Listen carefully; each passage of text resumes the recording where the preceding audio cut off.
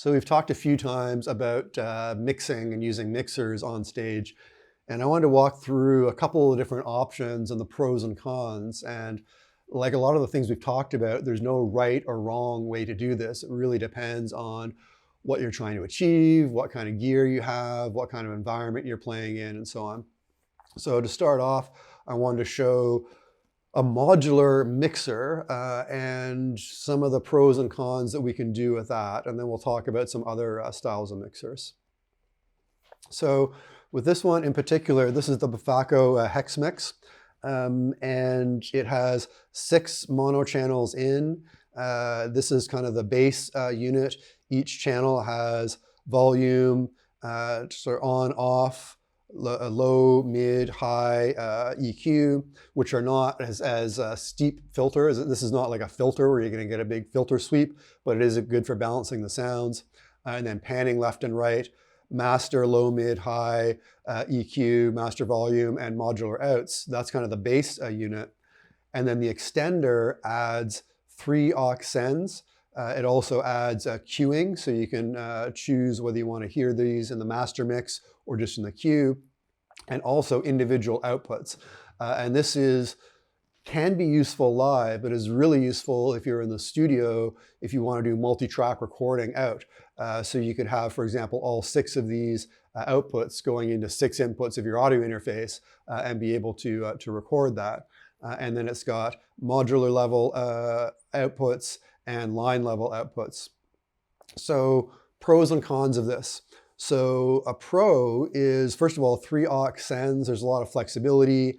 The cue, all that stuff is great. It does take up a lot of space in your rack. You see here, I've actually set it up as like a little portable standalone mixer. But these are quite big modules, so that's going to take up a lot of space. And that is one of the big challenges of mixing in the modular size, is that you can't have a lot of flexibility. And for example, they've got a VCA module that I don't have here, but if you're going to have a modular mixer, you may want to modulate things. So you could modulate the LFO with an LFO, the volume levels, or modulate panning or effects sends. And different modular manufacturers, WMD, there's a whole bunch of different manufacturers. I'll link some that have different mixers and different features. I've never found the perfect combination of that, but it does give you that flexibility if you want to be able to modulate those kind of things. So that's, yeah. There's pluses and minuses of that. One of the things I miss with this is it doesn't have that kind of master DJ style filter. It does have master EQ, but these are not really designed for effects. They're more designed for sound shaping, which is fine. That's what this mixer is designed to do. Whereas filters and EQ on a DJ mixer are designed to have much more radical sound shaping and really kind of make that an effect. So that's kind of one way to approach mixing from a mixer from the modular level. Another way to approach it is having a standalone mixer. And this is the one that I use most of the time. It's the Mackie 1202 12 channel input. So we've got 4 mono inputs here across the bottom, and then 4 stereo inputs. And a mixer like this also has pros and cons. So let's start with the pros. First of all, I really like it's got mic and line inputs, so you can have a lot of flexibility, different instruments there. Having the low cut is a nice option, and the gain is great because it's an analog mixer, so it does have some nice distortion when you overdrive it. And what you see here is I usually have the kick going into its own channel, which means that I can overdrive that and get some nice distortion and leave the rest of the percussion on its own channel. It has 2 aux sends, send and return here, which is nice. I would really love to have 3 or 4 or even more, but this is also a trade-off to do that. The next sort of size up gets wider and longer and heavier, so you have to trade off that with the carrying of it. One thing that I really, really do like is, as you can see here, it says mute Alt 3-4. And what that means is that when you mute this channel, for example, it takes it out of the main mix, but sends it out of the Alt-3-4 outputs in the back here. So that's kind of almost like an extra aux send. So sometimes what I'll do is connect that Alt-3-4 out to a looper pedal. So I can take something out of the main mix, send it through the looper, and bring the looper back into its own channel. And then have basically another aux out and an aux coming back in, which is really nice and flexible. It's also got line outs and XLR outs on the back, and it's built like a tank. So it's not super high end, which is kind of good. You can abuse this and not have to worry too much about losing a lot of money if you destroy it for some reason.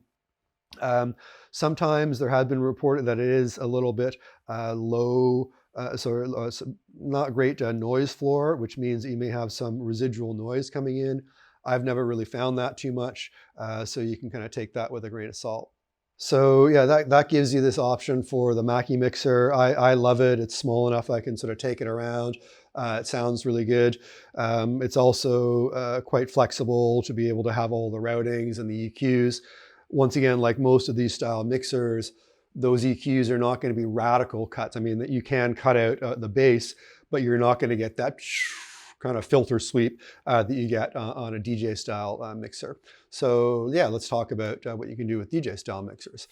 So I used to play with the Allen & Heath DB4, the digital DJ mixer, and I loved it.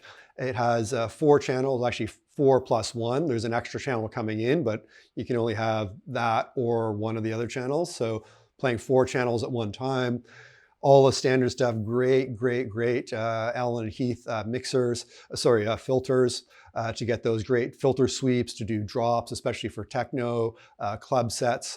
And it's also got, since it's digital, every channel has its own effect stream.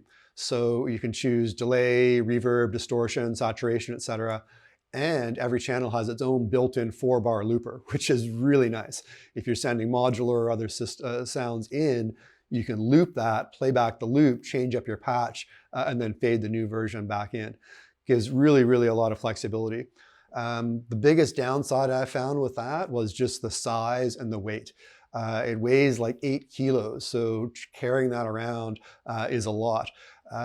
However, depending on where you're going to be playing, you can usually always rely that there's going to be some kind of DJ mixer there. So that's good because you can rely on using that mixer, but you may or may not be able to specify what particular mixer that you want. So I really like to have the total control over what's going to happen there and not leave it up to chance. But you can also say, okay, I want Allen & Heath or whatever, or a Pioneer, and know sort of what kind of inputs and outputs they're having. And then you can use that club mixer and not have to bring that yourself. Having said that, you do need to rely on the fact that they remember to have that, or it is the right one, and they don't have just like a little CDJ controller to provide to you and say, hey, here's your mixer, and okay, that's not going to work. The other thing to think about is this balance between inboard and outboard effects. Depending on how your setup is, I really like having effects that can be put on any channel using sort of a typical aux send. Not all DJ mixers support that, and if they do, they may only have 1 or 2 outputs. The DB4 that I was playing with did not have that, but it did have built-in effects, so I could sort of fake that a little bit. Some of the analog mixers do have that, so that also depends on whether you're going to be using that style or not. But I do have to say, it's a lot of fun being able to do those typical DJ tricks of cut out the bass, have all the highs, a bit of resonance, sweep that back in, drop back the kick, add some delays. It really gives a lot of flexibility. So that gives you a lot of freedom as well. And then the last one, which I don't actually have here, I ended up buying it and then selling it, is the 1010 Bluebox mixer, which I really thought was going to be the perfect fit. It's only about like this big by this big, 12 channel inputs, built-in effects, all kinds of controls, and you can save presets, multi-track recording to an SD card, all those kind of things. And I really love that functionality, but the screen is quite small. You can only see 1 channel at a time. So I had it connected to the Novation Launch Control XL, which has faders. You can map all the parameters. but I don't know if it was my unit or the launch control or the MIDI interface, USB MIDI interface, but it was a little bit flaky and didn't always connect properly. Sometimes changing the parameters didn't really flow. But your mileage may vary. Maybe you find a different outcome, but it's worth experimenting with, especially if you don't mind sort of just seeing one channel at a time and using the knobs actually on the unit. When I'm playing techno, I really need to move fast and do a lot of different things, so it just didn't really work for me. But it may work for your setup. It's a little expensive, but it's great for being so small and small enough that you can pack it in. I used to pack it into a little case with everything still plugged into the back, which cut down some time on connecting everything when you get to the club. So that gives a few different options for the mixing. In another another video rather, I'll talk a little bit about actually doing the mixing on stage, and especially the EQ, which is always important, but especially important when you're playing in clubs. How do you make sure that kick really pounds through? You don't sort of muddy up the mix with the bass. You don't sort of have like a really bassy module that sounds amazing on its own, but when you have the kick and a sub, everything gets washed out. How do you sort of deal with some of those things? And we'll also talk about loudness and compression and limiting, and how do we get our sounds to really sound good in the club, especially if you're following a DJ who's playing really, really loud, ultra compressed tracks that have been designed to play in a club system. How do you bring your live setup up to those same levels so it still has that big punch in the club? So that's it for today. Talk soon.